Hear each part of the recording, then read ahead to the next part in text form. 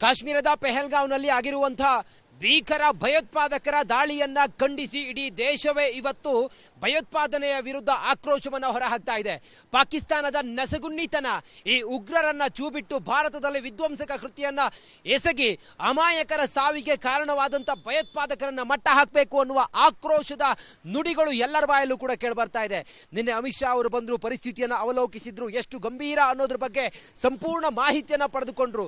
ಸದ್ಯಕ್ಕೆ 35 ವರ್ಷದ ನಂತರ ಕಾಶ್ಮೀರದಲ್ಲಿ ಮೊದಲ ಬಾರಿಗೆ ಇಡೀ ಕಾಶ್ಮೀರ ಬಂದಾಗಿ ಎಲ್ಲರೂ ಕೂಡ ಈ ಭಯೋತ್ಪಾದನೆಯನ್ನ ಖಂಡಿಸಿ ನಮ್ಮ ಜಮ್ಮು ಮತ್ತು ಕಾಶ್ಮೀರದಲ್ಲಿ ಭಯೋತ್ಪಾದನೆ ನಿರ್ಮೂಲನೆ ಆಗಬೇಕು ಅನ್ನುವ ಒಕ್ಕೊರಲ ಆಗ್ರಹವನ್ನ ಮಾಡ್ತಾ ಇದ್ದಾರೆ. ಇದೆಲ್ಲದರ ನಡುವೆ ಇವತ್ತು ಆಲ್ ಪಾರ್ಟಿ ಮೀಟಿಂಗ್ ಇದೆ. ಇಲ್ಲೇ ನೋಡಿ, ಕಾಶ್ಮೀರ ಇಂಟರ್ನ್ಯಾಷನಲ್ ಕಾನ್ಫರೆನ್ಸ್ ಸೆಂಟರ್ ಅಲ್ಲಿ ಆಲ್ ಪಾರ್ಟಿ ಮೀಟಿಂಗ್ ಇದೆ. ಈ ಮೀಟಿಂಗ್ ಮೇಲೆ ಮಹತ್ವದ ಮೀಟಿಂಗ್ ಇದು. ಮೀಟಿಂಗ್ ಮೇಲೆ ಇಡೀ ದೇಶದ ಚಿತ್ತ ಇದೆ. ಯಾಕಂತ ಹೇಳಿದ್ರೆ ಇಡೀ ದೇಶದ ನಾಗರಿಕರು ಭಯೋತ್ಪಾದನೆಯನ್ನ ಮಟ್ಟ ಹಾಕಬೇಕು, ತೊಲಗಿಸಬೇಕು ಅನ್ನುವ ಒಂದು ಕೂಗು ಎದ್ದಿರುವ ಅಥವಾ ಆಕ್ರೋಶದಿಂದಿರುವಂತ ಸಮಯದಲ್ಲಿ ಆಲ್ ಪಾರ್ಟಿ ಮೀಟಿಂಗ್ ನಲ್ಲಿ ರಾಜಕೀಯವಾಗಿ ತೆಗೆದುಕೊಳ್ಳುವಂತ ತೀರ್ಮಾನಗಳು ಅದು ಏನಿರುತ್ತೆ ಅನ್ನೋದ್ರ ಬಗ್ಗೆ ಭಾರಿ ಕುತೂಹಲ ಇದೆ.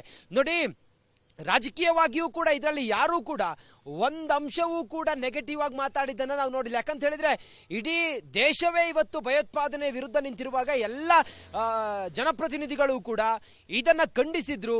ಈ ಒಂದು ಭಯೋತ್ಪಾದನಾ ದಾಳಿಯನ್ನ ಖಂಡಿಸಿದ್ರು.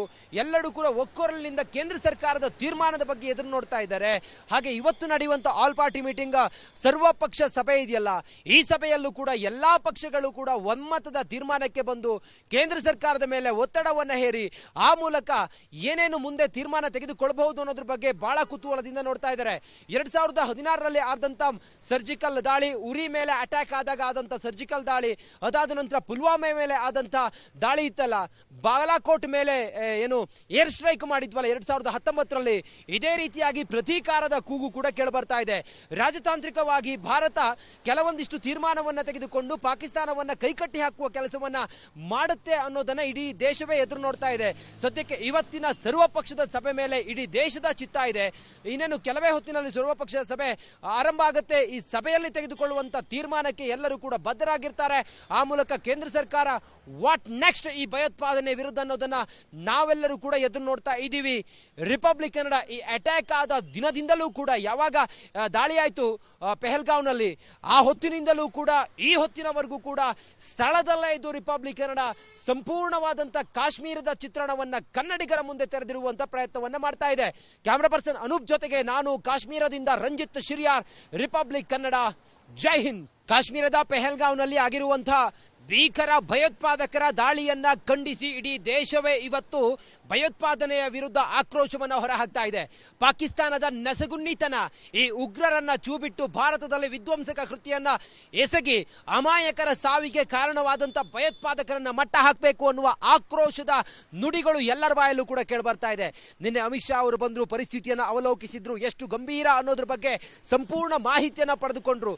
ಸದ್ಯಕ್ಕೆ 35 ವರ್ಷದ ನಂತರ ಕಾಶ್ಮೀರದಲ್ಲಿ ಮೊದಲ ಬಾರಿಗೆ ಇಡೀ ಕಾಶ್ಮೀರ ಬಂದಾಗಿ ಎಲ್ಲರೂ ಕೂಡ ಈ ಭಯೋತ್ಪಾದನೆಯನ್ನ ಖಂಡಿಸಿ ನಮ್ಮ ಜಮ್ಮು ಮತ್ತು ಕಾಶ್ಮೀರದಲ್ಲಿ ಭಯೋತ್ಪಾದನೆ ನಿರ್ಮೂಲನೆ ಆಗಬೇಕು ಅನ್ನುವ ಒಕ್ಕೊರಲ ಆಗ್ರಹವನ್ನ ಮಾಡ್ತಾ ಇದ್ದಾರೆ. ಇದೆಲ್ಲದರ ನಡುವೆ ಇವತ್ತು ಆಲ್ ಪಾರ್ಟಿ ಮೀಟಿಂಗ್ ಇದೆ. ಇಲ್ಲೇ ನೋಡಿ, ಕಾಶ್ಮೀರ ಇಂಟರ್ನ್ಯಾಷನಲ್ ಕಾನ್ಫರೆನ್ಸ್ ಸೆಂಟರ್ ಅಲ್ಲಿ ಆಲ್ ಪಾರ್ಟಿ ಮೀಟಿಂಗ್ ಇದೆ.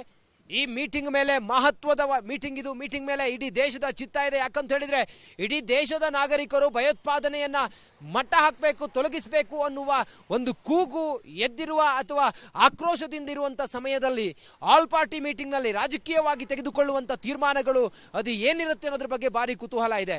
ನೋಡಿ, ರಾಜಕೀಯವಾಗಿಯೂ ಕೂಡ ಇದರಲ್ಲಿ ಯಾರೂ ಕೂಡ ಒಂದು ಅಂಶವೂ ಕೂಡ ನೆಗೆಟಿವ್ ಆಗಿ ಮಾತಾಡಿದ್ದನ್ನು ನಾವು ನೋಡಿಲ್ಲ. ಯಾಕಂತ ಹೇಳಿದ್ರೆ ಇಡೀ ದೇಶವೇ ಇವತ್ತು ಭಯೋತ್ಪಾದನೆ ವಿರುದ್ಧ ನಿಂತಿರುವಾಗ ಎಲ್ಲ ಜನಪ್ರತಿನಿಧಿಗಳು ಕೂಡ ಇದನ್ನ ಖಂಡಿಸಿದ್ರು. ಈ ಒಂದು ಭಯೋತ್ಪಾದನಾ ದಾಳಿಯನ್ನ ಖಂಡಿಸಿದ್ರು. ಎಲ್ಲರೂ ಕೂಡ ಒಕ್ಕೊರಲಿನಿಂದ ಕೇಂದ್ರ ಸರ್ಕಾರದ ತೀರ್ಮಾನದ ಬಗ್ಗೆ ಎದುರು ನೋಡ್ತಾ ಇದ್ದಾರೆ. ಹಾಗೆ ಇವತ್ತು ನಡೆಯುವಂತ ಆಲ್ ಪಾರ್ಟಿ ಮೀಟಿಂಗ್ ಸರ್ವಪಕ್ಷ ಸಭೆ ಇದೆಯಲ್ಲ, ಈ ಸಭೆಯಲ್ಲೂ ಕೂಡ ಎಲ್ಲಾ ಪಕ್ಷಗಳು ಕೂಡ ಒಮ್ಮತದ ತೀರ್ಮಾನಕ್ಕೆ ಬಂದು ಕೇಂದ್ರ ಸರ್ಕಾರದ ಮೇಲೆ ಒತ್ತಡ ಒತ್ತಡವನ್ನ ಹೇರಿ ಆ ಮೂಲಕ ಏನೇನು ಮುಂದೆ ತೀರ್ಮಾನ ತೆಗೆದುಕೊಳ್ಳಬಹುದು ಅನ್ನೋದ್ರ ಬಗ್ಗೆ ಬಹಳ ಕುತೂಹಲದಿಂದ ನೋಡ್ತಾ ಇದ್ದಾರೆ. 2016ರಲ್ಲಿ ಆದಂತ ಸರ್ಜಿಕಲ್ ದಾಳಿ, ಉರಿ ಮೇಲೆ ಅಟ್ಯಾಕ್ ಆದಾಗ ಆದಂತ ಸರ್ಜಿಕಲ್ ದಾಳಿ, ಅದಾದ ನಂತರ ಪುಲ್ವಾಮಾ ಮೇಲೆ ಆದಂತ ದಾಳಿ ಇತ್ತಲ್ಲ, ಬಾಲಾಕೋಟ್ ಮೇಲೆ ಏನು ಏರ್ ಸ್ಟ್ರೈಕ್ ಮಾಡಿದ್ವಲ್ಲ 2019ರಲ್ಲಿ, ಇದೇ ರೀತಿಯಾಗಿ ಪ್ರತೀಕಾರದ ಕೂಗು ಕೂಡ ಕೇಳಬರ್ತಾ ಇದೆ. ರಾಜತಾಂತ್ರಿಕವಾಗಿ ಭಾರತ ಕೆಲವೊಂದಿಷ್ಟು ತೀರ್ಮಾನವನ್ನ ತೆಗೆದುಕೊಂಡು ಪಾಕಿಸ್ತಾನವನ್ನ ಕೈಕಟ್ಟಿ ಹಾಕುವ ಕೆಲಸವನ್ನ ಮಾಡುತ್ತೆ ಅನ್ನೋದನ್ನ ಇಡೀ ದೇಶವೇ ಎದುರು ನೋಡ್ತಾ ಇದೆ. ಸದ್ಯಕ್ಕೆ ಇವತ್ತಿನ ಸರ್ವಪಕ್ಷದ ಸಭೆ ಮೇಲೆ ಇಡೀ ದೇಶದ ಚಿತ್ತ ಇದೆ. ಇನ್ನೇನು ಕೆಲವೇ ಹೊತ್ತಿನಲ್ಲಿ ಸರ್ವಪಕ್ಷದ ಸಭೆ ಆರಂಭ ಆಗುತ್ತೆ. ಈ ಸಭೆಯಲ್ಲಿ ತೆಗೆದುಕೊಳ್ಳುವಂತ ತೀರ್ಮಾನಕ್ಕೆ ಎಲ್ಲರೂ ಕೂಡ ಬದ್ಧರಾಗಿರ್ತಾರೆ. ಆ ಮೂಲಕ ಕೇಂದ್ರ ಸರ್ಕಾರ ವಾಟ್ ನೆಕ್ಸ್ಟ್ ಈ ಭಯೋತ್ಪಾದನೆ ವಿರುದ್ಧ ಅನ್ನೋದನ್ನ ನಾವೆಲ್ಲರೂ ಕೂಡ ಎದುರು ನೋಡ್ತಾ ಇದ್ದೀವಿ. ರಿಪಬ್ಲಿಕ್ ಕನ್ನಡ ಈ ಅಟ್ಯಾಕ್ ಆದ ದಿನದಿಂದಲೂ ಕೂಡ, ಯಾವಾಗ ದಾಳಿ ಆಯಿತು ಪೆಹಲ್ಗಾವ್ನಲ್ಲಿ, ಆ ಹೊತ್ತಿನಿಂದಲೂ ಕೂಡ ಈ ಹೊತ್ತಿನವರೆಗೂ ಕೂಡ ಸ್ಥಳದಲ್ಲೇ ಇದ್ದು ರಿಪಬ್ಲಿಕ್ ಕನ್ನಡ ಸಂಪೂರ್ಣವಾದಂತ ಕಾಶ್ಮೀರದ ಚಿತ್ರಣವನ್ನ ಕನ್ನಡಿಗರ ಮುಂದೆ ತೆರೆದಿರುವಂತ ಪ್ರಯತ್ನವನ್ನ ಮಾಡ್ತಾ ಇದೆ. ಕ್ಯಾಮರಾ ಪರ್ಸನ್ ಅನೂಪ್ ಜೊತೆಗೆ ನಾನು ಕಾಶ್ಮೀರದಿಂದ ರಂಜಿತ್ ಶಿರಿಯಾರ್, ರಿಪಬ್ಲಿಕ್ ಕನ್ನಡ. ಜೈ ಹಿಂದ್. ಕಾಶ್ಮೀರದ ಪೆಹಲ್ಗಾವ್ನಲ್ಲಿ ಆಗಿರುವಂತಹ ಭೀಕರ ಭಯೋತ್ಪಾದಕರ ದಾಳಿಯನ್ನ ಖಂಡಿಸಿ ಇಡೀ ದೇಶವೇ ಇವತ್ತು ಭಯೋತ್ಪಾದನೆಯ ವಿರುದ್ಧ ಆಕ್ರೋಶವನ್ನು ಹೊರಹಾಕ್ತಾ ಇದೆ. ಪಾಕಿಸ್ತಾನದ ನಸಗುನ್ನಿತನ, ಈ ಉಗ್ರರನ್ನ ಚೂಬಿಟ್ಟು ಭಾರತದಲ್ಲಿ ವಿಧ್ವಂಸಕ ಕೃತ್ಯವನ್ನ ಎಸಗಿ ಅಮಾಯಕರ ಸಾವಿಗೆ ಕಾರಣವಾದಂತ ಭಯೋತ್ಪಾದಕರನ್ನ ಮಟ್ಟ ಹಾಕಬೇಕು ಅನ್ನುವ ಆಕ್ರೋಶದ ನುಡಿಗಳು ಎಲ್ಲರ ಬಾಯಲ್ಲೂ ಕೂಡ ಕೇಳಬರ್ತಾ ಇದೆ.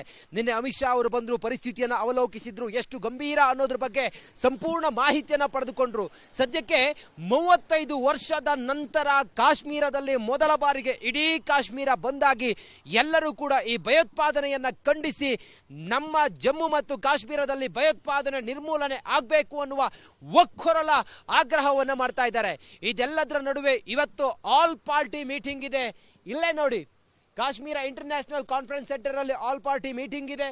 ಈ ಮೀಟಿಂಗ್ ಮೇಲೆ ಮಹತ್ವದ ಮೀಟಿಂಗ್ ಇದು. ಮೀಟಿಂಗ್ ಮೇಲೆ ಇಡೀ ದೇಶದ ಚಿತ್ತ ಇದೆ. ಯಾಕಂತ ಹೇಳಿದ್ರೆ ಇಡೀ ದೇಶದ ನಾಗರಿಕರು ಭಯೋತ್ಪಾದನೆಯನ್ನ ಮಟ್ಟ ಹಾಕಬೇಕು, ತೊಲಗಿಸಬೇಕು ಅನ್ನುವ ಒಂದು ಕೂಗು ಎದ್ದಿರುವ ಅಥವಾ ಆಕ್ರೋಶದಿಂದಿರುವಂತ ಸಮಯದಲ್ಲಿ ಆಲ್ ಪಾರ್ಟಿ ಮೀಟಿಂಗ್ ನಲ್ಲಿ ರಾಜಕೀಯವಾಗಿ ತೆಗೆದುಕೊಳ್ಳುವಂತ ತೀರ್ಮಾನಗಳು ಅದು ಏನಿರುತ್ತೆ ಅನ್ನೋದ್ರ ಬಗ್ಗೆ ಭಾರಿ ಕುತೂಹಲ ಇದೆ.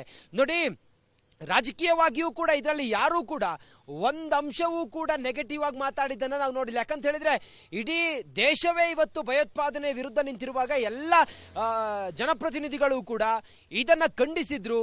ಈ ಒಂದು ಭಯೋತ್ಪಾದನಾ ದಾಳಿಯನ್ನ ಖಂಡಿಸಿದ್ರು. ಎಲ್ಲರೂ ಕೂಡ ಒಕ್ಕೊರಲಿನಿಂದ ಕೇಂದ್ರ ಸರ್ಕಾರದ ತೀರ್ಮಾನದ ಬಗ್ಗೆ ಎದುರು ನೋಡ್ತಾ ಇದ್ದಾರೆ. ಹಾಗೆ ಇವತ್ತು ನಡೆಯುವಂತ ಆಲ್ ಪಾರ್ಟಿ ಮೀಟಿಂಗ್ ಸರ್ವಪಕ್ಷ ಸಭೆ ಇದೆಯಲ್ಲ, ಈ ಸಭೆಯಲ್ಲೂ ಕೂಡ ಎಲ್ಲಾ ಪಕ್ಷಗಳು ಕೂಡ ಒಮ್ಮತದ ತೀರ್ಮಾನಕ್ಕೆ ಬಂದು ಕೇಂದ್ರ ಸರ್ಕಾರದ ಮೇಲೆ ಒತ್ತಡವನ್ನ ಹೇರಿ ಆ ಮೂಲಕ ಏನೇನು ಮುಂದೆ ತೀರ್ಮಾನ ತೆಗೆದುಕೊಳ್ಳಬಹುದು ಅನ್ನೋದ್ರ ಬಗ್ಗೆ ಬಹಳ ಕುತೂಹಲದಿಂದ ನೋಡ್ತಾ ಇದ್ದಾರೆ. 2016ರಲ್ಲಿ ಆದಂತ ಸರ್ಜಿಕಲ್ ದಾಳಿ, ಉರಿ ಮೇಲೆ ಅಟ್ಯಾಕ್ ಆದಾಗ ಆದಂತ ಸರ್ಜಿಕಲ್ ದಾಳಿ, ಅದಾದ ನಂತರ ಪುಲ್ವಾಮಾ ಮೇಲೆ ಆದಂತ ದಾಳಿ ಇತ್ತಲ್ಲ, ಬಾಲಾಕೋಟ್ ಮೇಲೆ ಏನು ಏರ್ ಸ್ಟ್ರೈಕ್ ಮಾಡಿದ್ವಲ್ಲ 2019ರಲ್ಲಿ, ಇದೇ ರೀತಿಯಾಗಿ ಪ್ರತೀಕಾರದ ಕೂಗು ಕೂಡ ಕೇಳಬರ್ತಾ ಇದೆ.